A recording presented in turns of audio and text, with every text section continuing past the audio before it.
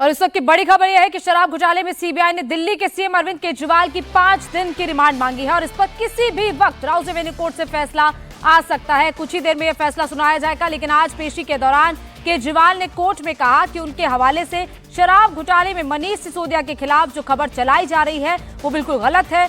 उन्हें शराब घोटाले में मनीष सिसोदिया का नाम उन्होंने कभी नहीं लिया।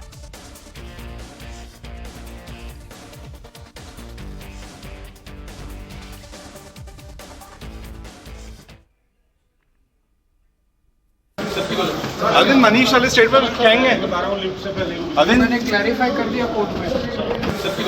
अरविंद मनीष वाले स्टेट पर कहेंगे। अरविंद मैंने क्लैरिफाई कर दिया कोर्ट में। तो अरविंद केजरीवाल ने मनीष सिसोदिया के खिलाफ कुछ नहीं कहा, ये उन्होंने कोर्ट रूम के अंदर भी कहा और कोर्ट रूम के बाहर भी उन्होंने इसी बात को दोहराया। पवन नारा सीबीआई दफ्तर से हमारे साथ लाइव जुड़े हुए हैं। पवन, लगातार मनीष सिसोदिया के बारे में अरविंद केजरीवाल ये कह रहे हैं कि उन्होंने कभी उनके बारे में कोई बयान नहीं दिया, लेकिन सीबीआई ये कह रही है कि अरविंद केजरीवाल ने मनीष सिसोदिया का नाम लिया है और लगातार यही वजह है कि मनीष सिसोदिया इस वक्त पूरी तरह विवादों के घेरे में आ गए हैं और लगातार उनके खिलाफ केस स्ट्रांग होता जा रहा है। देखिए गोनिका, सीबीआई ने जब पूछताछ की तो अरविंद केजरीवाल ने एक बयान दिया। उस बयान में पूछा गया कि आपने मनीष सिसोदिया को क्या आदेश दिया था, क्योंकि अरविंद केजरीवाल सीएम हैं। उन्होंने कहा कि मैंने सिर्फ 3 बातें कही थी कि लंबी लाइनें हैं वो खत्म करनी है, इक्विटेबल डिस्ट्रीब्यूशन हो यानी दिल्ली के हर कोने में बराबर तौर पर शराब की दुकानें हों और प्रॉफिट बढ़े। ये 3 डायरेक्शन थी। सीबीआई से सवाल पूछा गया कि प्राइवेटाइजेशन का आइडिया किसका था, जिस पर अरविंद केजरीवाल ने कहा कि ये आइडिया मेरा नहीं था। और इसी एक सेंटेंस के आधार पर खबर चली कि अरविंद केजरीवाल ने सीबीआई में एक्साइज पॉलिसी को लेकर अपना पल्ला झाड़ लिया है। और यही क्लैरिफिकेशन अरविंद केजरीवाल ने कहा कि मैंने मनीष सिसोदिया का कोई नाम नहीं लिया है, मैं मनीष सिसोदिया और आम आदमी पार्टी तीनों निर्दोष हैं। जिस पर कोर्ट ने कहा कि हमने आपका बयान पढ़ा है, इसमें आपने मनीष सिसोदिया का जिक्र नहीं किया है।